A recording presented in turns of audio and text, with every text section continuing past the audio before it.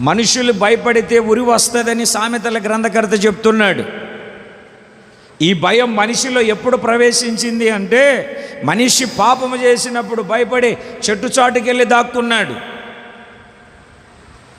భయం బ్రతుకును చితికిపోయేటట్లుగా, పడిపోయేటట్లుగా, కృంగిపోయేటట్టుగా, ఎక్కడికి వెళ్ళకుండా ఆగిపోయేటట్లుగా చేస్తుంది. అందుకే మనము దేనికి భయపడకూడదు. అయినా భయపడకుండా ఉంటామా?